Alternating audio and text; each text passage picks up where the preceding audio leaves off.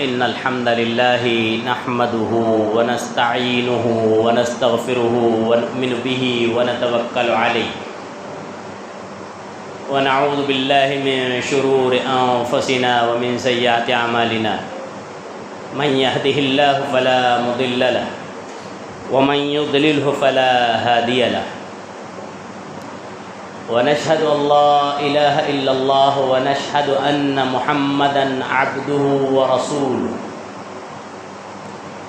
يا أيها الذين آمنوا اتقوا الله حق تقاته ولا تموتن إلا وأنتم مسلمون يا أيها الناس اتقوا ربكم الذي خلقكم من نفس واحدة وخلق منها زوجها وبث منهما رجالا كثيرا ونساء واتقوا الله الذي تساءلون به والأرحام إن الله كان عليكم رقيبا يا أيها الذين آمنوا اتقوا الله وقولوا قولا سديدا يصلح لكم أعمالكم ويغفر لكم ذنوبكم ومن يطع الله ورسوله فقد فاز فوزا عظيما أما بعد فإن خير الحديث كتاب الله وخير الهدي هدي محمد صلى الله عليه وسلم وشر الأمور محدثاتها وكل محدثة بدعة وكل بدعة ضلالة وكل ضلالة في النار أعوذ بالله السميع العليم من الشيطان الرجيم من همزه ونفخه ونفسه بسم الله الرحمن الرحيم وما كان الله ليعذبهم وأنت فيهم وما كان الله معذبهم وهم يستغفرون وقال تعالى بسم الله الرحمن الرحيم فقلت استغفروا ربكم إنه كان غفارا يرسل السماء عليكم مدرارا ويمددكم بأموال وبنين ويجعل لكم جنات ويجعل لكم أنهارا وقال تعالى بسم الله الرحمن الرحيم إن الله يحب التوابين ويحب المتطهرين وجاء في الحديث عن أنس بن مالك رضي الله عنه قال رسول الله صلى الله عليه وسلم لله أشد فرحا بتوبة عبده حين يتوب إليه رواه البخاري في كتاب الدعوات وعن أنس بن مالك رضي الله عنه قال رسول الله صلى الله عليه وسلم كل بني آدم خطاء وخير خطائين التوابون رواہ الترمذی او کما قال علیہ الصلاۃ والسلام۔ برادران اسلام، نوجوان دوستوں، بزرگان دین، خواتین ملت، پردہ نشین ماؤں بہنوں، دیگر معزز حاضرین جمعہ، اس وقت میں نے خطبہ مسنونہ کے بعد سورہ بقرہ اور دیگر مقام کی آیتیں تلاوت کی، پھر ایک روایت امام ترمذی کی، ایک روایت امام بخاری رحمہ اللہ کی آپ حضرات کی گوش گزار کی۔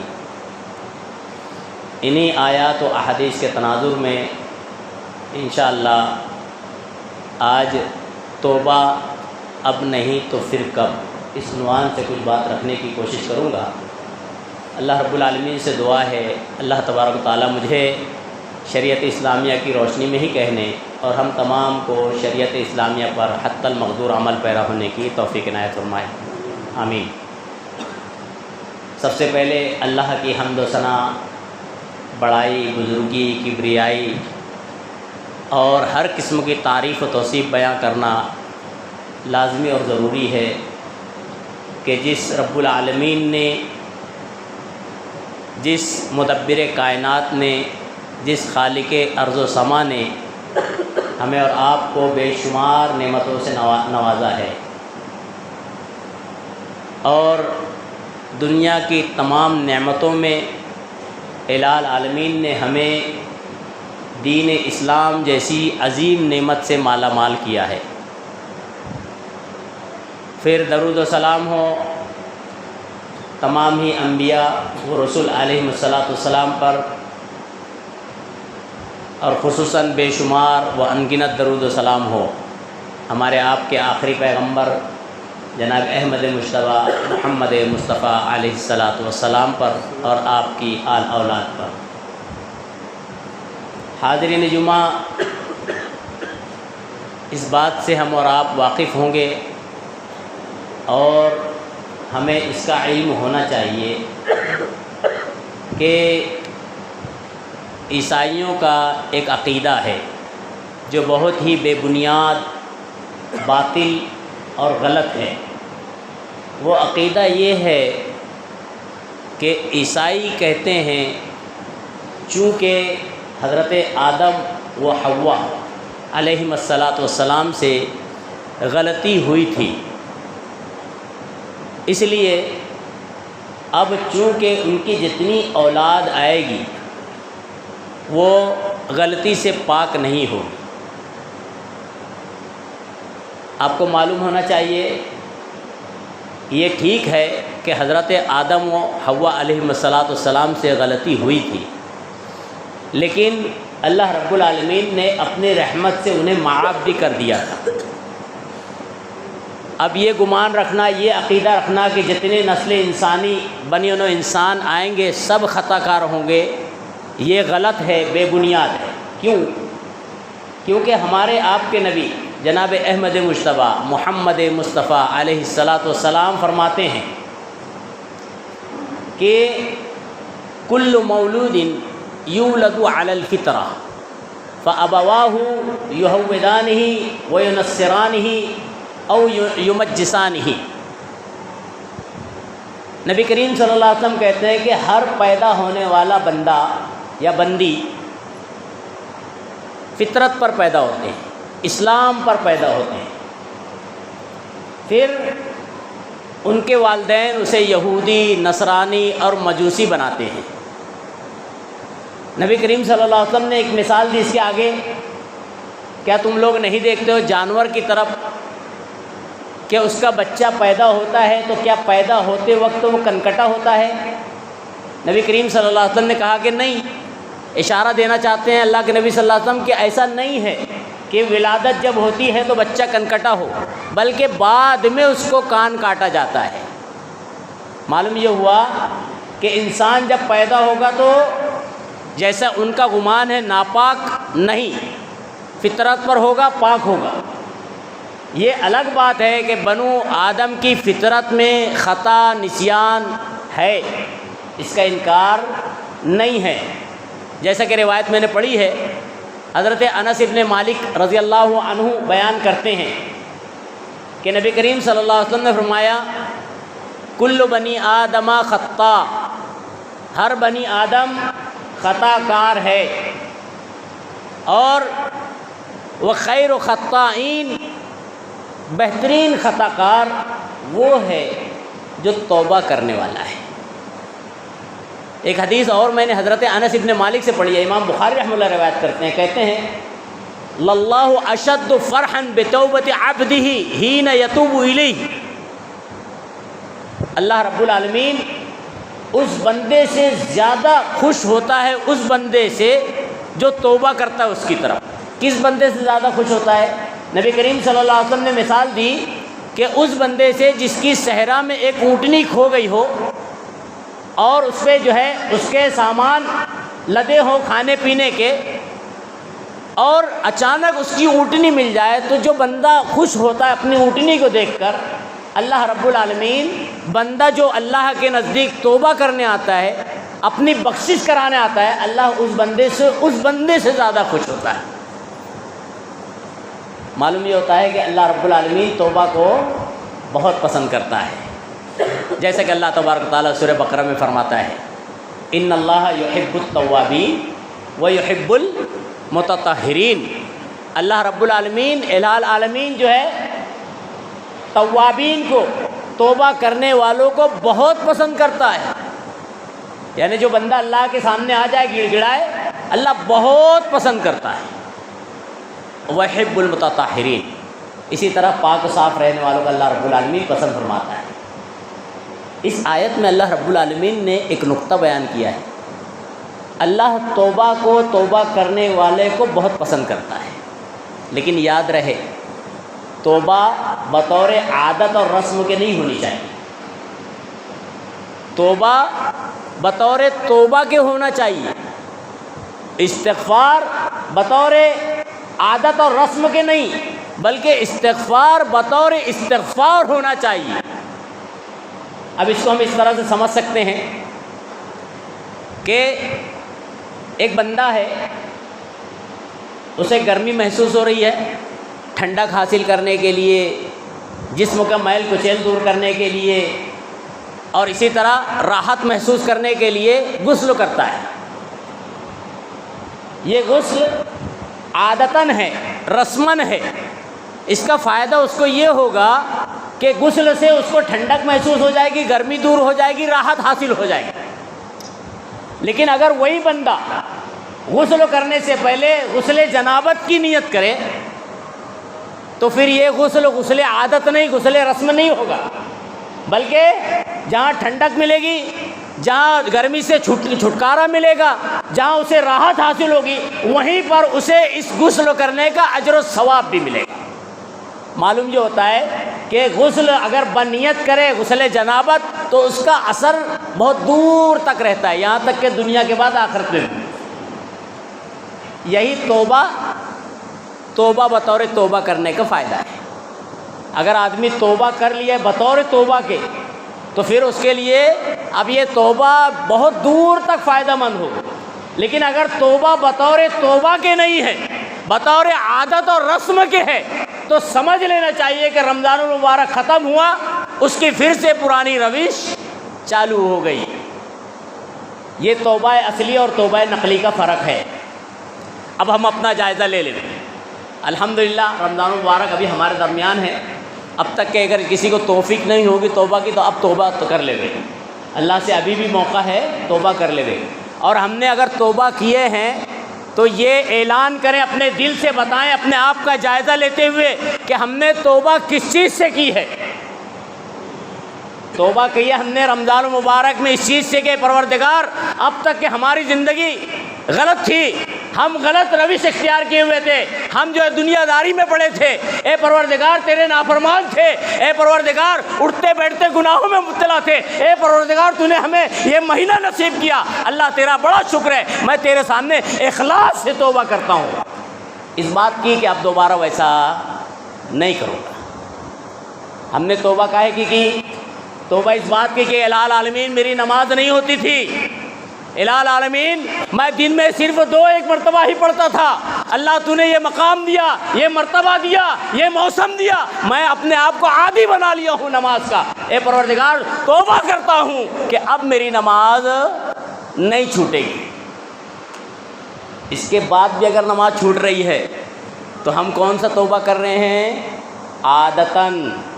یہ ذہن نشین رہے، اگر ہماری توبہ ہم نے اخلاص سے کی ہے، پروردگار کے سامنے ہم نے گڑ گڑایا ہے، ہم نے رمضان کا فائدہ اٹھا کر اللہ سے گڑ گڑا کر مانگ لیا ہے، توبہ کر لیا ہے، تو یقین جانو جس وقت ہمارے ہاں فجر کی نماز اس مسجد میں منعم میں 4 صفیں ہو رہی ہے، رمضان المبارک جانے کے بعد یہ صف میں قلت کمی نہیں آنی چاہیے، اور اگر کمی آ رہی ہے تو یہ یقین جانے جتنے افراد کم ہو رہے ہیں یہ یقین مانیے ان کا توبہ بطور عادت اور رسم کی ہے، ورنہ اگر حقیقی سچا توبہ بندہ کرے گا تو اس کے بعد پھر وہ طریقہ کار، وہ روش اختیار نہیں کر سکتا۔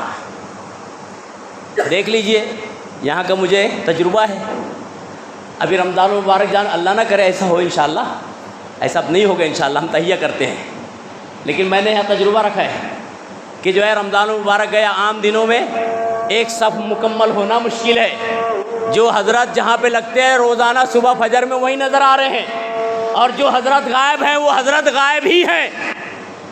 کیا عذر شرعی ہے؟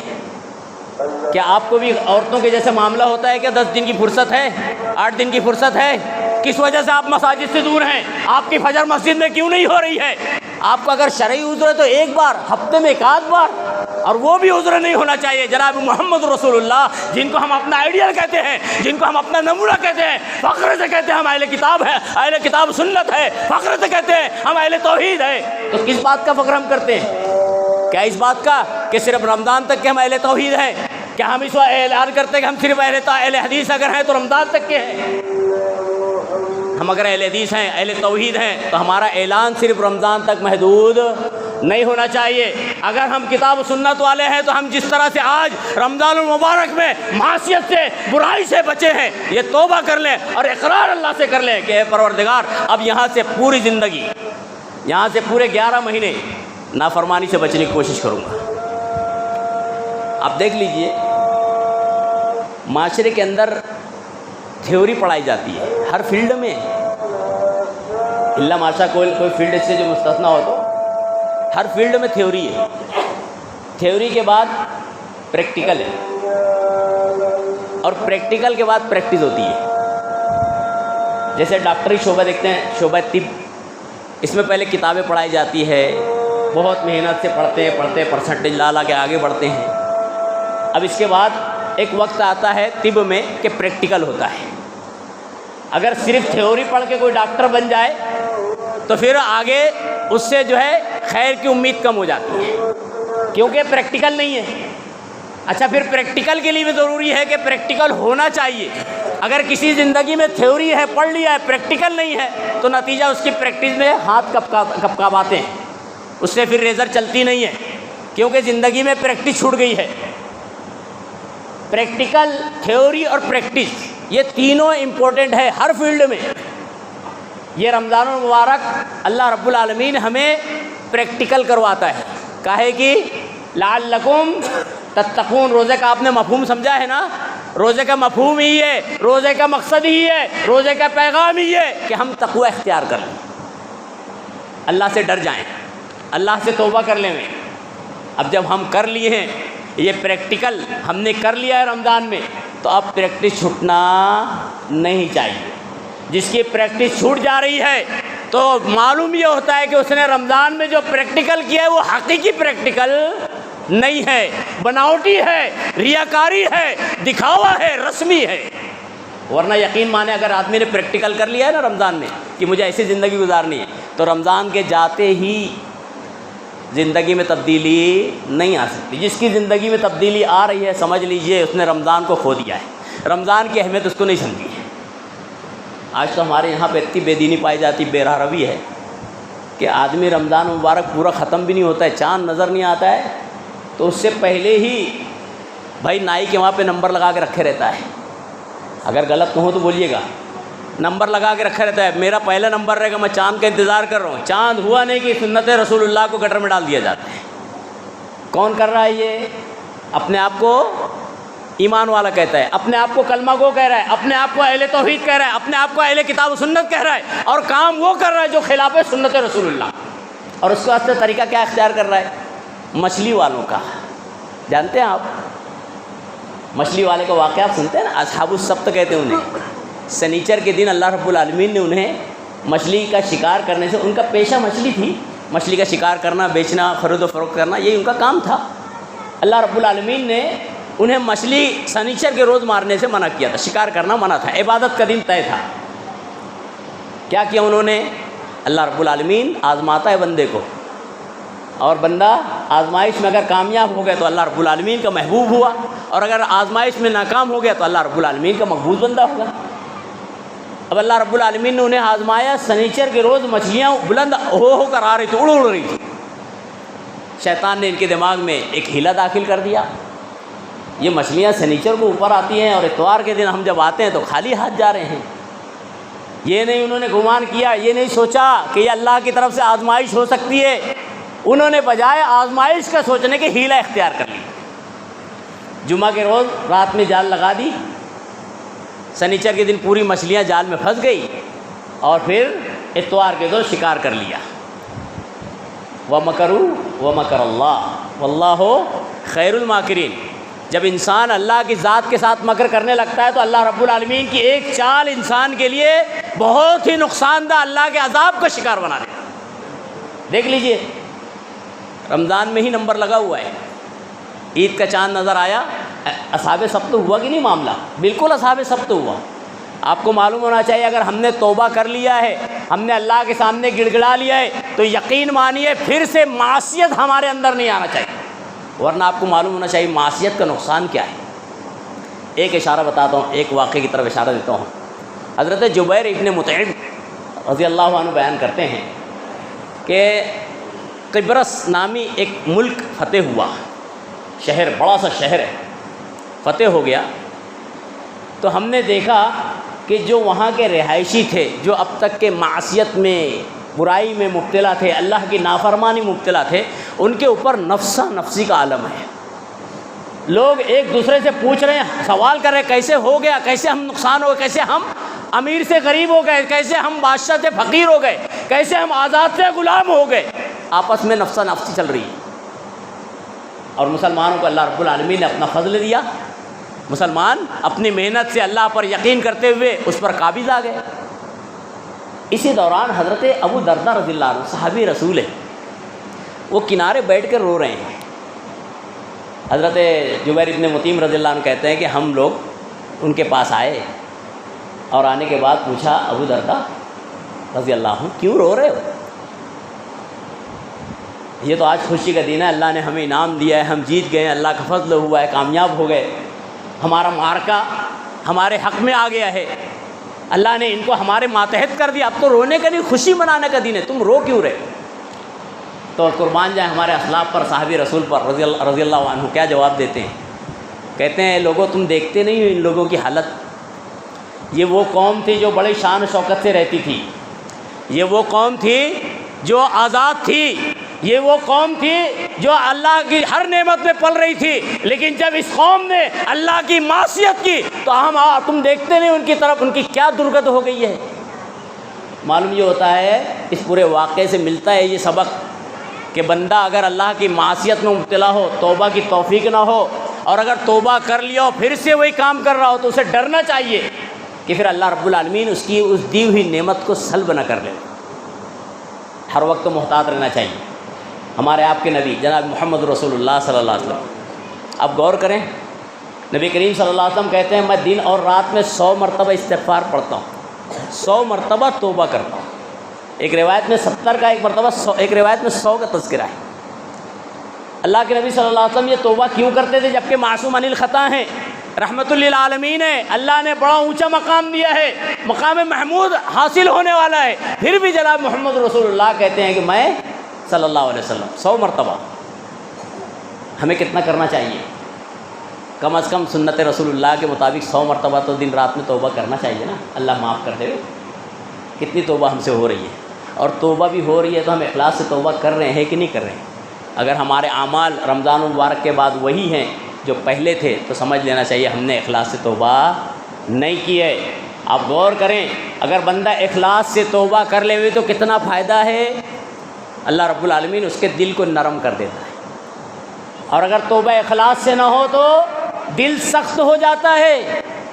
اور آپ کو معلوم ہونا چاہیے جو دل ہے یہ دینی اور دنیاوی ہر دو اعتبار سے بڑا اہمیت کا حامل ہے۔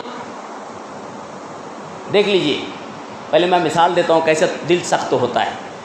حضرت نوح علیہ السلام کا تذکرہ پڑھیے، سورہ نوح میں، سورہ نمبر 71، اللہ رب العالمین نے تذکرہ کیا ہے، فَقُلْتُ اسْتَغْفِرُوا رَبَّكُمْ إِنَّهُ كَانَ غَفَّارًا يُرْسِلِ السَّمَاءَ عَلَيْكُمْ مِدْرَارًا۔ حضرت نوح علیہ السلام اپنی قوم سے کہہ رہے تھے، اے میری قوم کے لوگوں، اللہ سے استغفار کرو، توبہ کرو، اللہ اپنی رحمت نازل کرے گا، تمہیں نعمت دے گا، بارش برسائے گا، اور تمہیں مال و جائیداد عطا کرے گا، اولاد دے گا۔ پھر اس کے بعد اللہ رب العالمین نے حضرت نوح علیہ السلام کی بے بسی کا نقطہ کھینچا ہے، نقشہ کھینچا ہے۔ اللہ رب العالمین کہتا ہے، حضرت نوح علیہ السلام کہتے ہیں کہ اے پروردگار، میں نے اپنی قوم کو دن میں بھی رات میں بھی ظاہر میں چیخ کر دھیرے سے اے پروردگار ہر صورت پکارا، لیکن قوم اتنی سخت دل ہو گئی تھی، اے پروردگار اتنی سخت قوم ہو گئی کہ اس نے میری پکار پر جواب نہیں دیا، اے پروردگار اب جب نہیں جواب دیتی ہے۔ پھر اللہ قرآن میں کہتا ہے کہ اللہ اب تو اس قوم کو زمین پہ چھوڑ مت، جو بھی گھر دکھے اللہ ان کا تباہ کر دے۔ کیوں؟ کیونکہ یہ قوم مان نہیں رہی ہے۔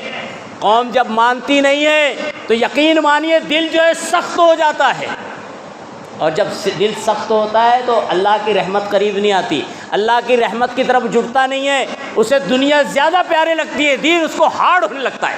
یہ دل سخت ہونے کی علامت۔ میں کہہ رہا تھا دل جو ہے نا دینی اور دنیاوی ہر دو اعتبار سے بڑا اہمیت کا حامل ہے۔ تھوڑا اشارتاً دیکھیں، اس کی اہمیت سمجھ میں آئے گی۔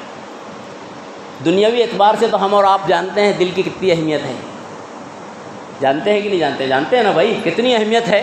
اگر ایک رگ، ایک نس چکپ ہو جائے، چھوٹی سی ایک باریک سی شریان جو چکپ ہو جائے تو آدمی پریشان ہو جاتا ہے۔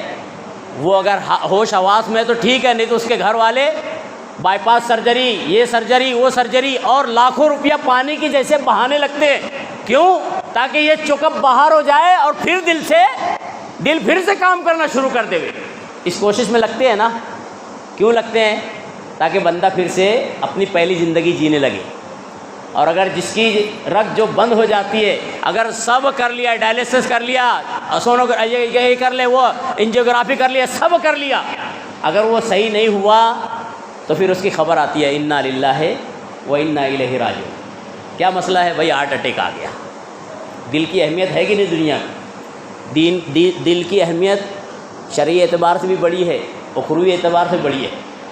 سورہ حجرات میں اللہ رب العالمین نے کہا ہے کہ اللہ رب العالمین نے اس دل کو جو ہے ایمان کی جگہ بنایا ہے۔ ایمان اللہ جو پسند کرتا ہے، اللہ نے اس کو رکھنے کی جگہ دل بنایا ہے۔ اور یہی بات اللہ کے نبی صلی اللہ علیہ وسلم نے ایک حدیث میں اشارتاً کہی ہے، بڑی اہم ہے۔ اللہ کے نبی صلی اللہ علیہ وسلم فرماتے ہیں کہ ان فی الجسد مضغۃ اذا صلحت صلح سائر اعمالہ واذا فسدت فسد سائر اعمالہ۔ نبی کریم صلی اللہ علیہ وسلم کہتے ہیں سنو، جو ہے جسم میں ایک ٹکڑا ہے۔ کیا ہے؟ ٹکڑا۔ جب وہ صحیح ہوتا ہے تو اس کے تمام دیگر اعضاء بھی صحیح ہوتے ہیں، اور اگر وہ ٹکڑا گڑبڑ ہوئی، خراب ہوا، تو اس کے پھر دیگر جسم کے اعضاء بھی کام کے نہیں رہتے۔ نبی کریم صلی اللہ علیہ وسلم فرماتے ہیں الا وہی القلب، لوگوں سن لو، وہ دل ہے۔ دل اتنا اہم ہے، کہتے ہیں کہ دل جو ہے جسم کا بادشاہ ہوتا ہے اور رعایا اس کے ماتحت ہوتی ہے۔ اگر دل صحیح ہے تو رعایا صحیح ہے، اگر دل میں گڑبڑ ہے تو رعایا میں بھی گڑبڑ ہے۔ دل میں فسق و فجور، رعایا میں بھی فسق و فجور۔ معلوم یہ ہوتا ہے کہ بندے کو دل سے توبہ کرنا چاہیے۔ توبہ کہاں سے کرنا چاہیے؟ دل سے، صرف ظاہری نہیں۔ اب جب بندہ دل سے توبہ کر لے گا، اللہ رب العالمین کے لیے جھک جائے گا، اللہ سے گڑ گڑا لے گا، اللہ سے اپنی غلطی کا اظہار کرتے ہوئے اللہ سے مغفرت چاہ لے گا، تو اس کا نتیجہ کیا ہوگا؟ پھر وہ اللہ کا نافرمان نہیں ہو سکتا، پھر اس کی نماز بلا وجہ چھوٹ نہیں سکتی، پھر اس کی نماز جب اس نے توبہ خالصہ کیا ہے تو پھر کسی ایسے کے پیچھے بھی نہیں ہو سکتی ہے جو عقیدتاً غلط ہو، یا تو جناب محمد رسول اللہ کی سنتوں میں سے کسی سنت کو یا کئی سنتوں کو روند رہا ہو، نہیں ہو سکتی۔ اب اس کو میں ایک مثال سے سمجھاتا ہوں، آپ غور کریں۔ ایک سبزی فروش ہے آپ کے محلے میں، اور آپ جانتے ہیں، تجربہ آپ کا ہو گیا ہے کہ وہ جب سبزی لانے جاؤ تو داغدار سبزی دے دیتا ہے، اور چند قدم آپ آگے بڑھتے ہیں تو ایک دوسرا سبزی فروش ہے جو بلا داغ کی صاف ستھری تازہ تر و تازہ سبزی دیتا ہے، قیمت وہی لیتا ہے۔ ہم اور آپ کیا کریں گے؟ 2 قدم 4 قدم آگے بڑھیں گے کہ نہیں بڑھیں گے؟ ایک اور سمجھ لیجئے، ایک صراف ہے، جویلرس ہے، اس کے بارے میں معلوم ہو گیا ہے کہ وہ سونے میں مٹی ملاتا ہے، یعنی دھوکہ دیتا ہے۔ اب یہ بتائیے ہم میں سے کوئی ایسا ہوگا جس کے بارے میں معلوم ہو گیا کہ ریئلٹی اس میں نہیں ہے سونے میں، پھر اس کی دکان پہ جا سکتا ہے؟ نہیں۔ کیوں نہیں جائے گا؟ بھائی وہ دھوکے باز ہے، لوگ جانتے ہیں، ایک نہیں کئی لوگوں نے تجربہ کیا ہے۔ یہ دونوں مثالیں ہم اپنے اوپر لے لیں۔ اگر ہم اللہ سے خالص توبہ کیے، پورے رمضان میں ماشاءاللہ مسجد بھری ہے، یعنی اشارہ ہے کہ ہم اللہ سے توبہ کر رہے ہیں کہ پروردگار میں نے توبہ کر لیا ہے، میں صرف ایسے کے پیچھے نماز پڑھوں گا جو تیری توحید کا بول بالا کرتا ہے۔ اے پروردگار میں ایسے کے پیچھے میری نماز ہونی چاہیے جو تیرے رسول کی رسالت میں ذرا بھی انکار نہیں کرتا ہے۔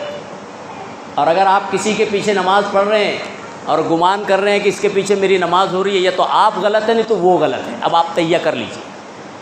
آپ اگر سوچ رہے ہیں میری نماز اس کے پیچھے ہو رہی ہے، حالانکہ وہ نبی صلی اللہ علیہ وسلم کی سنتوں کو روند رہا ہے، تو یا تو آپ غلط ہیں نہیں تو وہ غلط ہے۔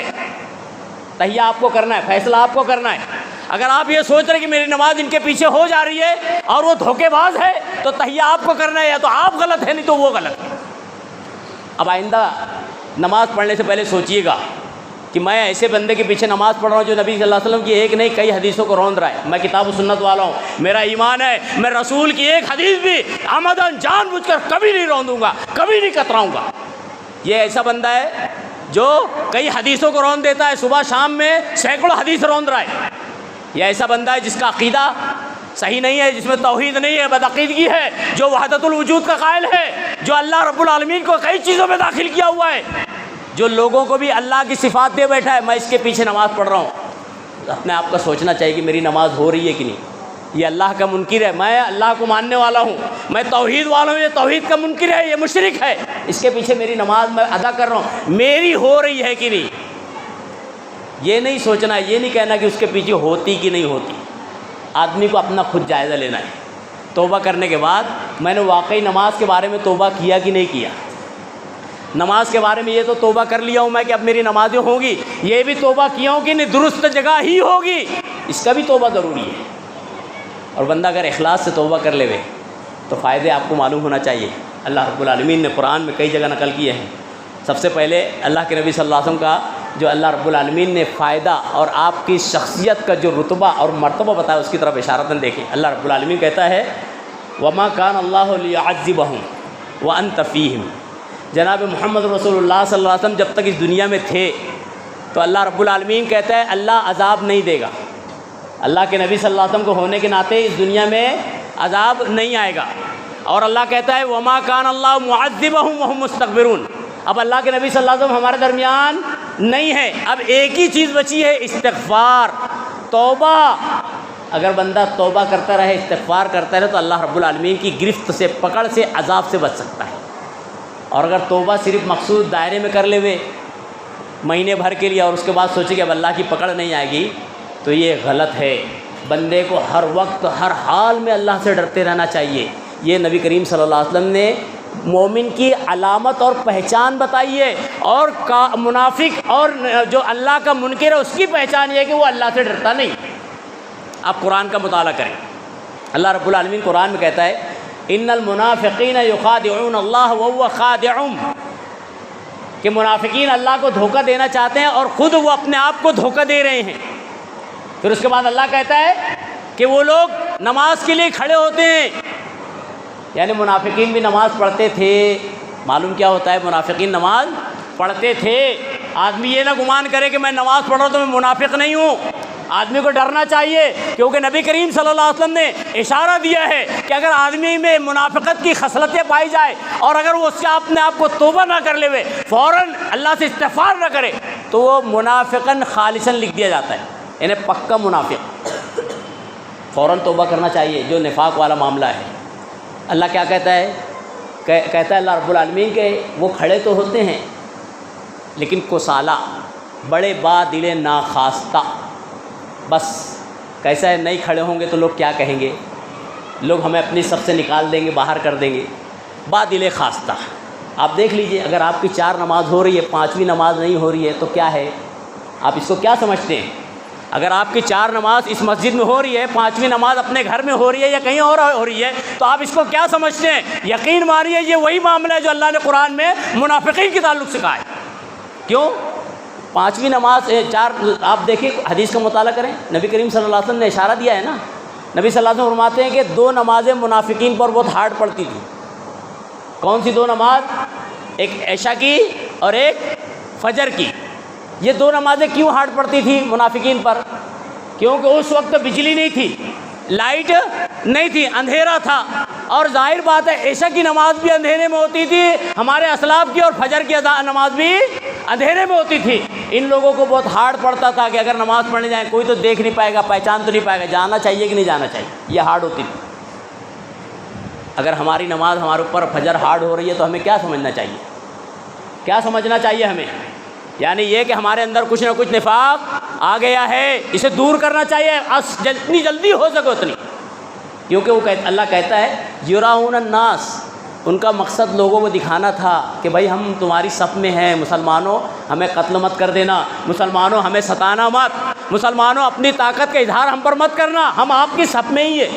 حالانکہ وہ اللہ اور اس کے رسول کی صف میں نہیں تھے۔ قرآن کا مطالعہ کریں، اللہ رب العالمین نے منافقین کے تعلق سے کہا ان المنافقین فی الدرک الاسفل من النار، جہنم میں جو کفر کرنے والے ہوں گے ان سے بھی نچلی وادی میں ہوں۔ کیوں؟ وجہ جانتے ہیں؟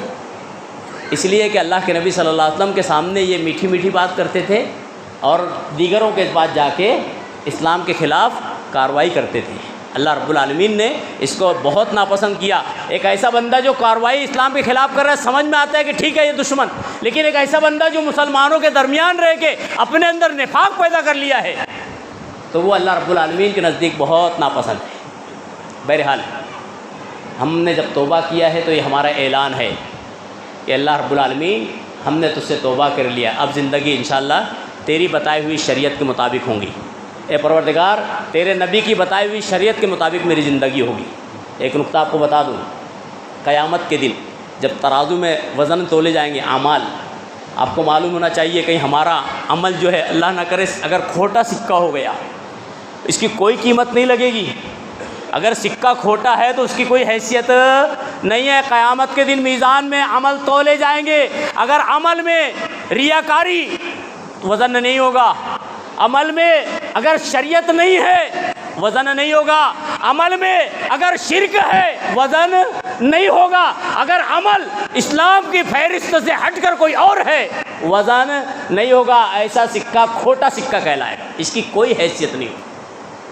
اور جب ظاہر بات ہے آخرت میں ہمیں اللہ کو منہ دکھانا ہے اور نجات ہم امید رکھتے ہیں، تو امید کے ساتھ ساتھ ضروری ہے کہ اللہ رب العالمین کی فرما برداری بھی کریں، اور توبہ نہ کیے ہوں تو فوراً اللہ رب العالمین سے توبہ کر لیں، اللہ رب العالمین سے خالص توبہ کریں، کیونکہ اللہ رب العالمین جو پسند کرتا ہے توبہ، وہ توبہ خالص ہے، توبۃ نصوحہ کہتے ہیں اسے، یعنی ایسی توبہ کہ آدمی بالکل عزم مصمم کر لے کہ پروردگار اب میں غلطی نہیں کروں گا۔ شیطان اگر ورگلا دے پھر ہو جائے تو پھر توبہ کرے، لیکن عزم مصمم کے ساتھ توبہ کرے، عزم مصمم کے ساتھ استغفار کرے۔ اگر صرف ظاہری استغفار ہے، ظاہری توبہ ہے اور اس کا زندگی پر اثر نہیں ہوتا ہے تو پھر اس کا فائدہ نہیں ہے۔ اور اثر ہونا علامت یہ ہے کہ اب جو آئندہ دن ایام آئیں گے اس کے اوپر ہماری زندگی میں اثر باقی رہنا چاہیے۔ ہم نے اللہ سے گڑ گڑا لیا ہے، یقین ہونا چاہیے اللہ نے ہماری گڑ گڑاہٹ کو، اللہ نے ہمارے رونے کو، اللہ نے ہماری ادا کو قبول کر لیا ہے۔ اب یقین ہونا چاہیے جب ہم نے اللہ سے قبول کروا لیا ہے، اللہ نے ہمیں مان لیا ہے، قبول کر لیا ہے، اپنا بندہ خالص مان لیا اللہ نے، تو پھر اب ہمیں بھی ایسا راستہ نہ اختیار کرنا چاہیے کہ جو اللہ کی ناراضگی کا، اللہ کے غضب کا سبب بن جاوے۔ یہ بہت اہم ہے، آپ غور کریں۔ آج امت کا حال کیا ہے؟